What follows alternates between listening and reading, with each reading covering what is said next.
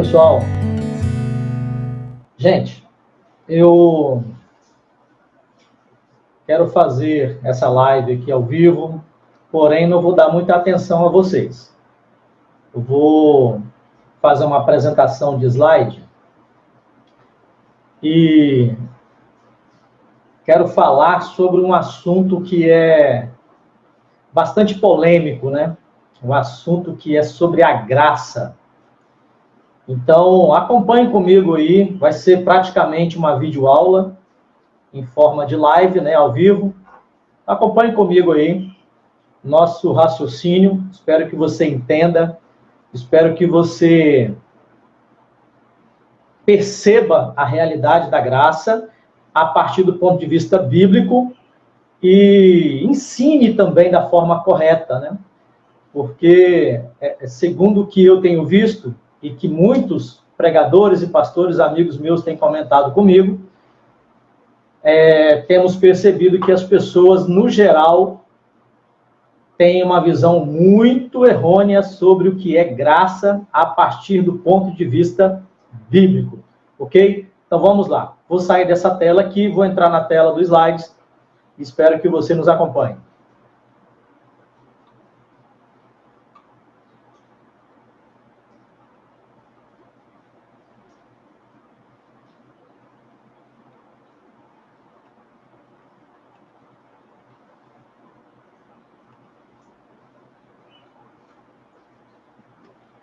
Então, vamos lá.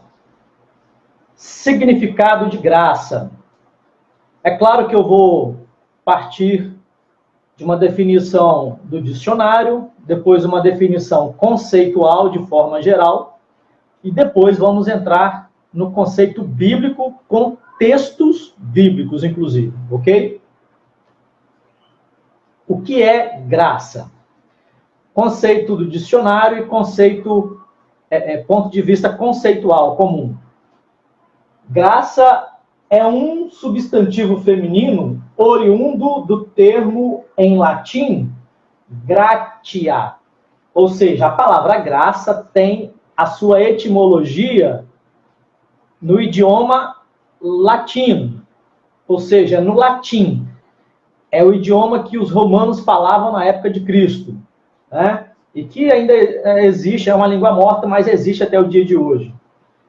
E significa benevolência, mercê, estima ou um favor que se dispensa, né, que você dá para alguém ou recebe de alguém. Também pode corresponder a características agradáveis de uma pessoa.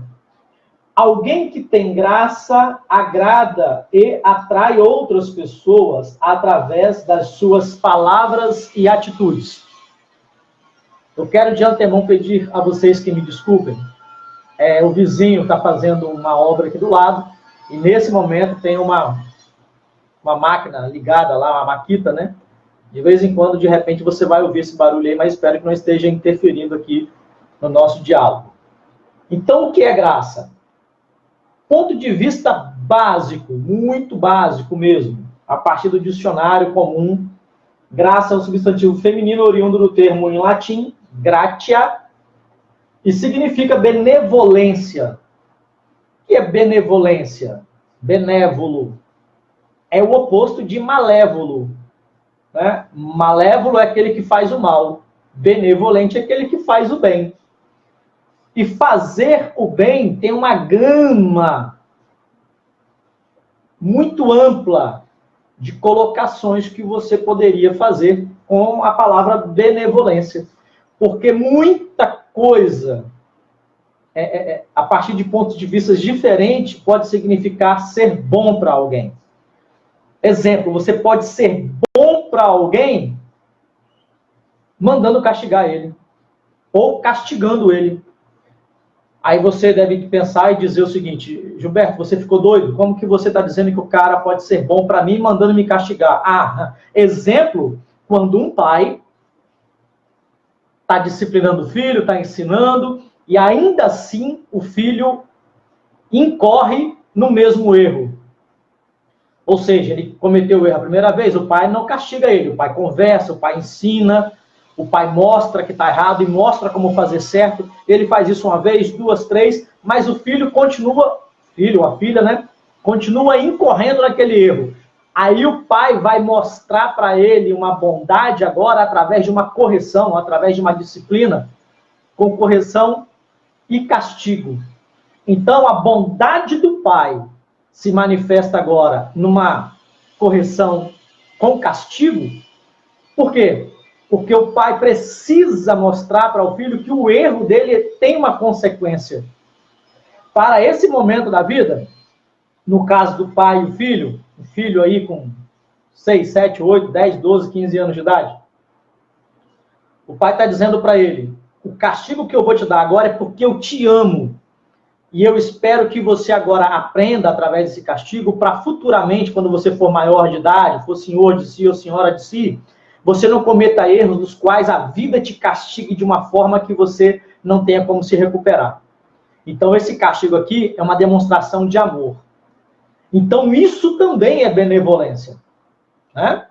Ou seja, isso também é graça. Porque graça, o que é graça? Graça é um substantivo feminino oriundo do termo latim gratia e significa benevolência. Mas agora eu estou definindo a palavra benevolência em uma gama de amplitude de ponto de vista. E benevolência também pode significar o pai corrigindo o filho com um castigo. E eu acabei de explicar isso para você, espero que você tenha entendido.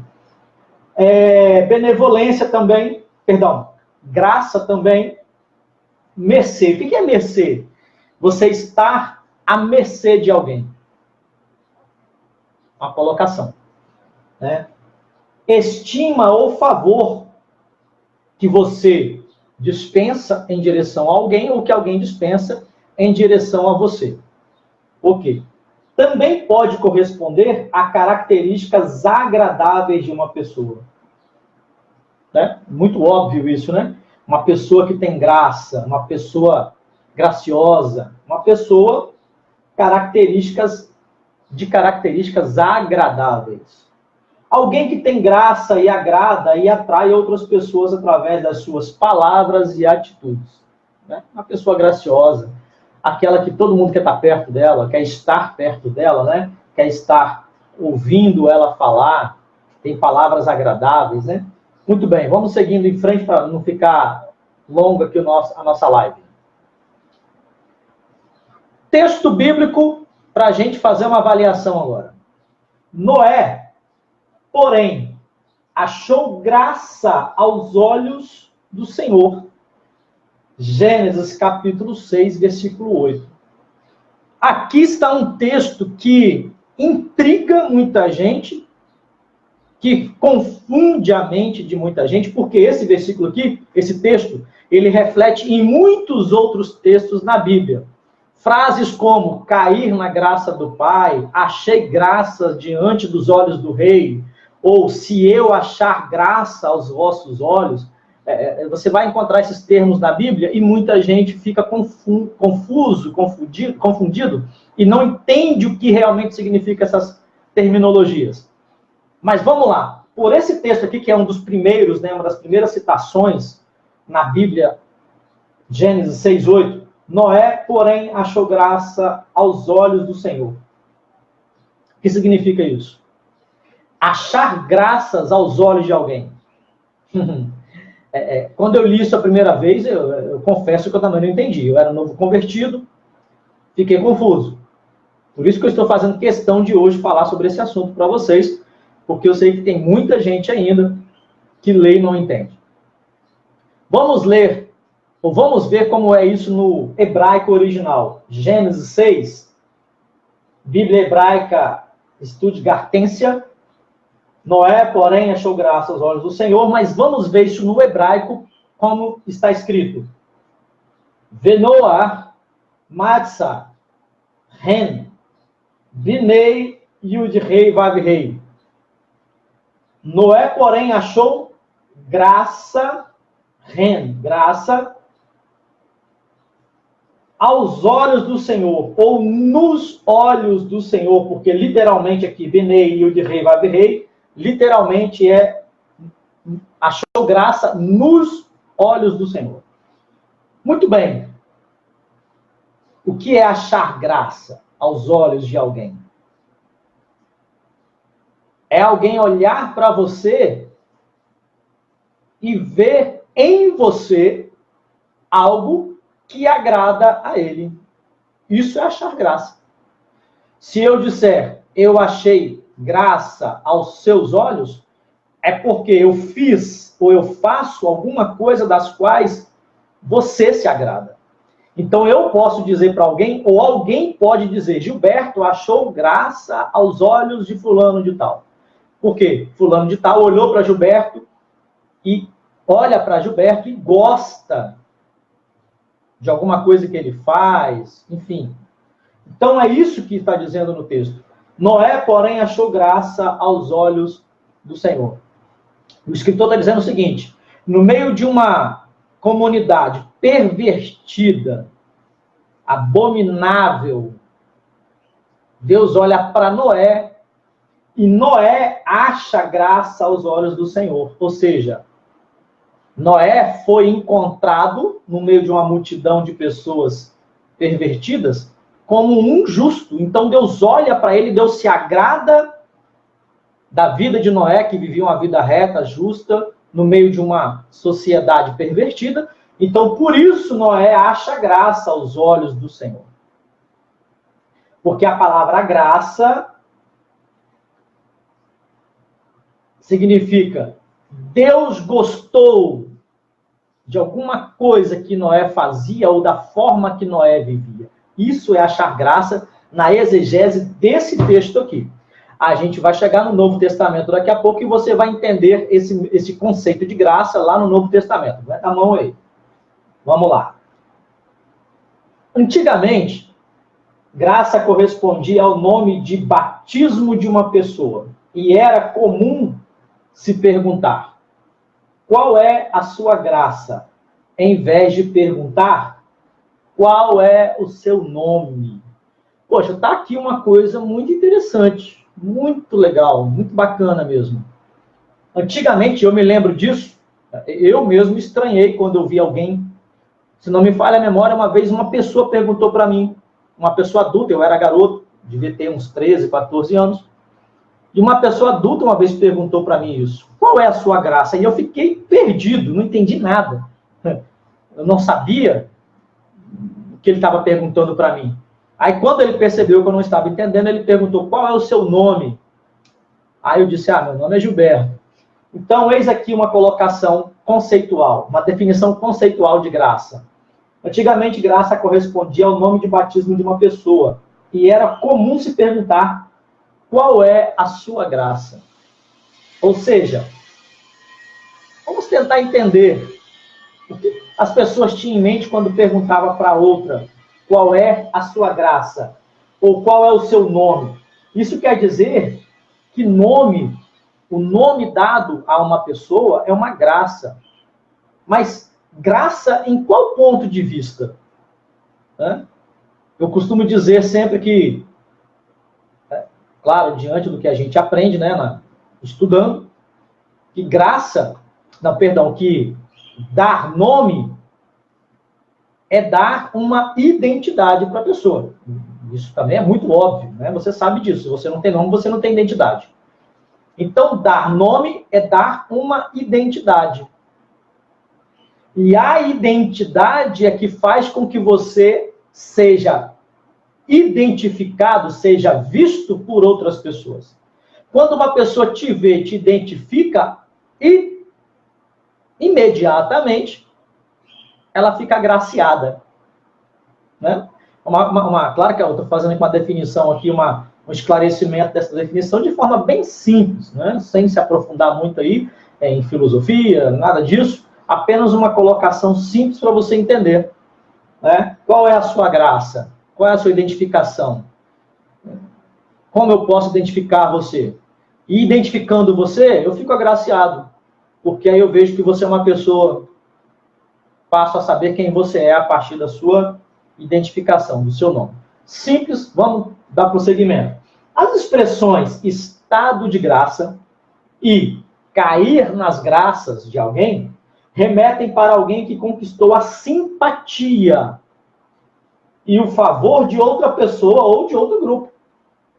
Ou seja, estado de graça ou cair nas graças, ou achar graça aos olhos de alguém. Como eu havia explicado no slide anterior, aqui continua a explicação. Existe um ditado que diz: mais vale cair em graça do que ser engraçado. Né? Um ditado, uma brincadeira legal, enfim. Vamos lá. Dar graças significa agradecer por alguma coisa. Ó, aqui a palavra graça ou graças já começa a mudar de sentido. Dar graça significa agradecer alguém por alguma coisa.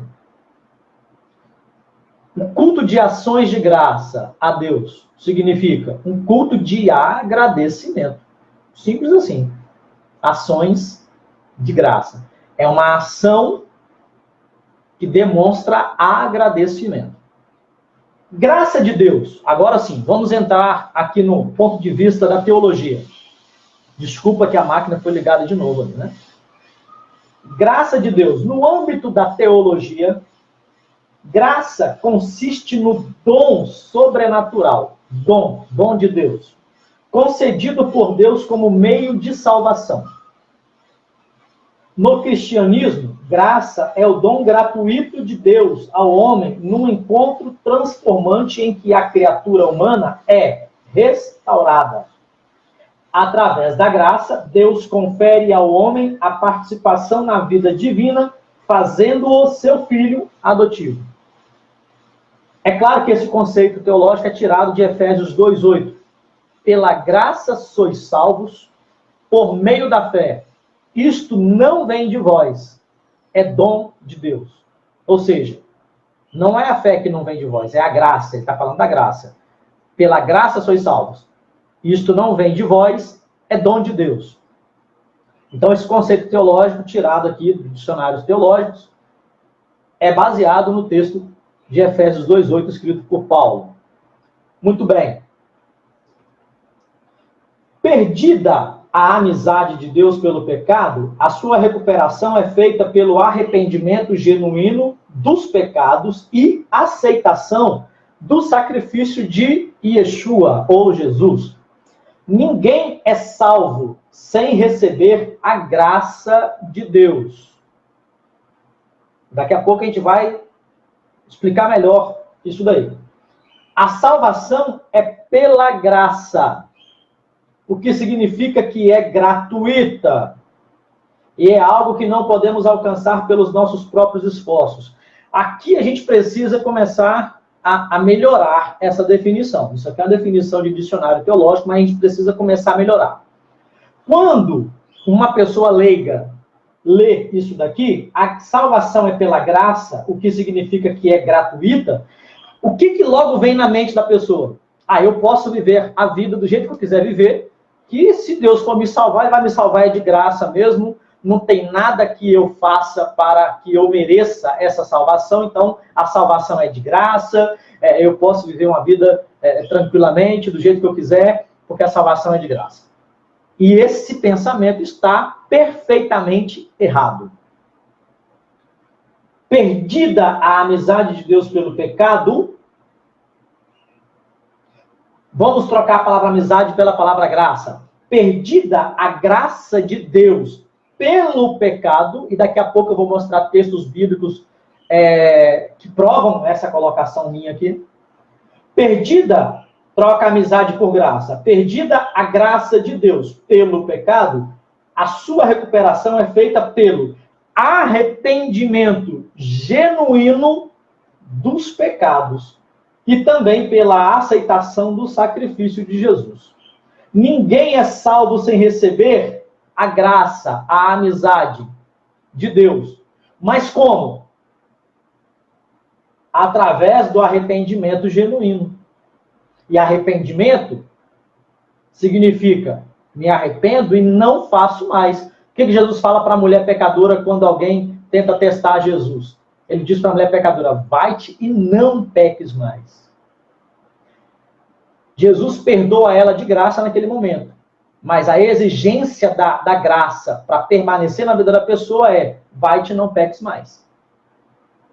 A salvação é pela graça. Ou seja, quem dá o primeiro passo é Deus, através de Cristo. O primeiro passo para reestabelecer um relacionamento com o pecador. Mas quem vai fazer com que essa graça permaneça é o pecador que se arrepende e não peca mais. Ele vai valorizar a graça, o primeiro passo que Deus deu em direção a ele, oferecendo perdão de graça, oferecendo o perdão, oferecendo benevolência, estendendo a mão. Então, quem vai valorizar isso agora, a partir desse momento que Deus oferece a sua mão para levantar o indivíduo, é o indivíduo. Não é? Graça não significa, Deus veio, me deu a mão, me levantou e agora eu continuo o tempo todo caído e ele continua me levantando. E se não fosse a graça de Deus, realmente, se não fosse Deus dar o primeiro passo, se não fosse ele dar a iniciativa para te levantar, para te perdoar e para restabelecer um relacionamento com você, ou estabelecer um relacionamento com você, realmente, se ele não desse esse primeiro passo, não existiria. Mas, tendo ele dado o primeiro passo, agora o dever de manter esse relacionamento e valorizar essa graça e fazer com que ela permaneça sobre a sua vida, parte agora de você. Como? Não pecando mais. Foi o que Jesus disse para a mulher pecadora: vai-te e não peques mais. Vamos lá. Textos bíblicos para fortalecer e fundamentar o que eu acabei de dizer. E nós, cooperando também com ele, vos exortamos a que não recebais a graça de Deus em vão. 2 Coríntios 6:1. Paulo falando aos crentes lá da região de Corinto, da cidade de Corinto. E nós, cooperando também com ele, vos exortamos a que não recebais a graça de Deus em vão. Ou seja, o que eu acabei de falar antes de ler esse versículo. Deus manifesta a graça. Como? Indo em direção ao pecador e oferecendo o perdão. Isso é graça de Deus. Agora, Paulo entendia tanto isso que eu estou falando com você, que olha o que ele está dizendo aos irmãos de Corinto. Vos exortamos a que não recebais a graça de Deus em vão. O que Paulo tinha em mente? Provavelmente, isso que eu acabei de falar para você. Ou dentro desse contexto, ele pensava. Jesus fala para a mulher pecadora lá: vai-te, não peques mais. Ele poderia mandar apedrejar ela? Ou permitir que ela fosse morta? Enfim, poderia. Porque, segundo os fariseus lá, os escribas, e trouxeram ela, segundo eles, ela tinha sido pega em adultério. Então, a lei mandava matar. Aí, Jesus olha e fala: vai-te. É o mesmo que Paulo está dizendo. Vos exortamos que não recebais a graça de Deus em vão. O que é receber a graça de Deus em vão? É receber o perdão. Deveria ser morto, não vai ser morto mais. Receber a graça de Deus em vão seria aquela mulher pecadora levantada ali e falar: nossa, ele me perdoou, ele fez com que os fariseus e os mestres da lei não me apedrejassem. Beleza, vou voltar agora para minha casa e vou continuar errando, porque toda vez que eu errar, eu vou procurar ele e ele vai me perdoar. Só que não. Vos exortamos que não recebais a graça de Deus em vão. Ou seja, foi perdoado, vai e não peques mais. Outro texto bíblico para a gente. Tu, pois, meu filho, fortifica-te na graça que há em Cristo Jesus. Segunda carta que Paulo escreveu a Timóteo, capítulo 2, versículo 1. O que é que Paulo está ensinando para Timóteo? Sabe, Timóteo, não tem aquela graça que foi manifesta na sua vida? Aquele primeiro passo que Deus deu em direção a você através de Cristo, te perdoando, né, te purificando. Pois é, fortifica-te nesse ato de Deus em direção a você. Pega essa oportunidade e não larga ela. Fortifica-te nela, na graça que há em Cristo Jesus. Que Cristo Jesus revelou a você uma vez. Pega isso e não abandona mais. Se firme e se fortifique nessa ação de Cristo na sua vida, que foi estender a mão para você e te perdoar uma vez para que você viva uma vida agora não mais de condenação, tal como aquela mulher pecadora estava condenada, ia ser apedrejada. Aquela mulher pecadora é a figura de toda a raça humana, condenado à morte eterna, e que Cristo veio e deu uma nova chance, por assim dizer. Agora vamos usar uma das cartas mais complicadas, né?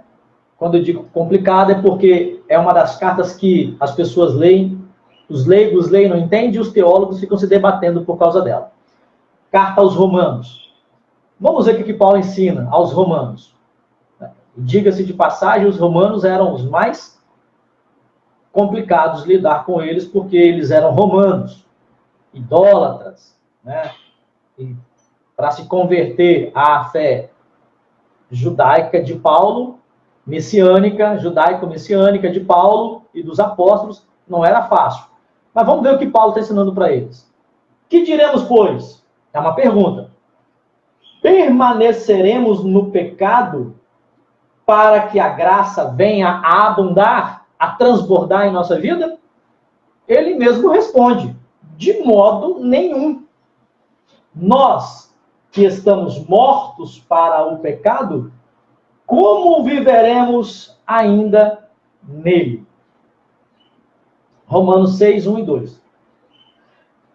Na continuidade do texto, lá no versículo 12, não reine, portanto, o pecado em vosso corpo mortal, para lhe obedecerdes em suas concupiscências. O que Paulo está falando nesse versículo?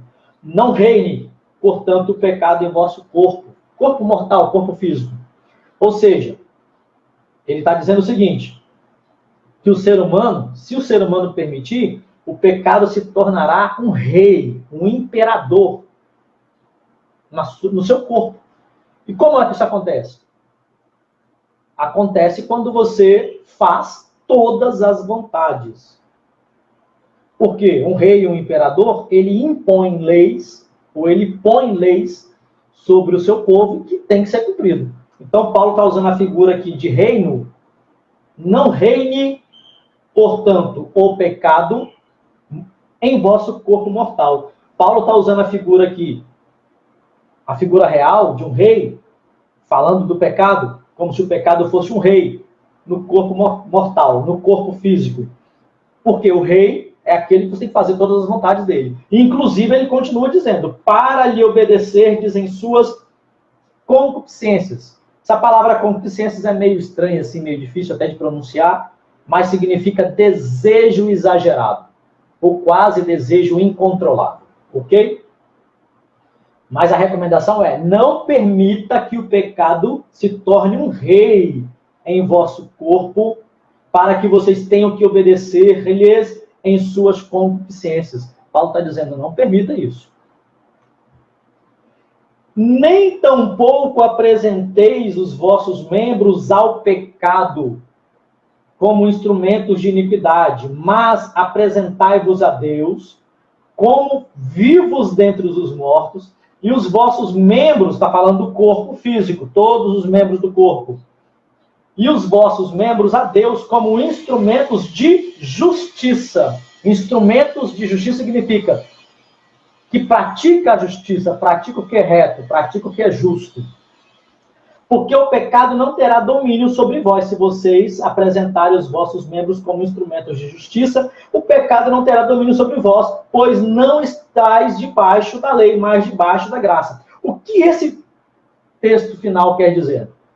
Que aquele que usa os membros como instrumento de justiça não está mais debaixo da lei. Ele está debaixo da graça.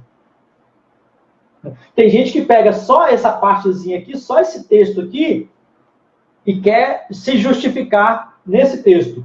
Porque o pecado não terá domínio sobre vós, pois não estáis debaixo da lei, mas debaixo da graça. Aí a pessoa acha que estar debaixo da graça é poder viver uma vida dissoluta, de qualquer jeito, e que a graça superabundou na vida dele, que ele é salvo pela graça. Pior, ainda interpretam que a lei é ruim, quando na verdade não. Paulo está dizendo no versículo anterior, aos Romanos,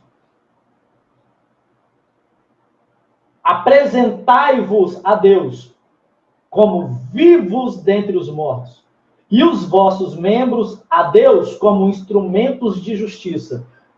O que Paulo está dizendo aqui? Paulo está dizendo que devemos obedecer à lei, porque a lei pede que apresentemos os nossos corpos como um sacrifício vivo, santo e agradável a Deus, que apresentemos os nossos membros a Deus como instrumentos de justiça. Isso significa obedecer à lei de Deus. Tendo feito isso, o pecado não terá domínio sobre vós. E não estareis mais debaixo da lei. Debaixo da lei, que significa debaixo da condenação da lei. Mas debaixo da graça. Por quê? Como foi que Noé achou graças diante dos olhos de Deus? Quando Deus olha para a humanidade da época, todos estão mergulhados em iniquidade, em transgressão, em abominações, e Noé não. Só Noé obedece à lei de Deus. Só Noé apresenta os seus membros a Deus como instrumentos de justiça. Então Deus olha e fica agraciado com Noé. Noé acha graça aos olhos de Deus. Noé está debaixo da graça. Por quê? Porque obedece à lei. Ele vive diferente da humanidade pervertida. Pois que, pergunta, pecaremos porque não estamos debaixo da lei, mas debaixo da graça? Paulo está falando aqui, agora ele pergunta, no mesmo texto, carta aos Romanos, do capítulo 6, do versículo 13 ao 15. E ele mesmo responde, de modo nenhum. Para acabar de dar o respaldo que eu acabei de mostrar sobre Noé. Ok? Terminado o nosso estudo. Então fica aí para você. Deixa eu voltar aqui.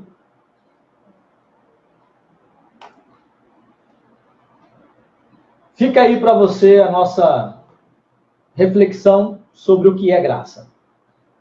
Usamos conceitos do dicionário, falamos sobre graça num conceito de forma simples, comum, de maneira conceitual, e terminamos com Carta aos Romanos, fazendo a ligação do texto de Carta aos Romanos, Timóteo, Efésios 2:8, fizemos a ligação desses textos no Novo Testamento com Gênesis 6, quando fala que Noé achou graça aos olhos do Senhor. Então, eis aí o significado de graça. Ok? Grande abraço. Mas para você que esteve comigo aí, obrigado e que o Eterno vos abençoe.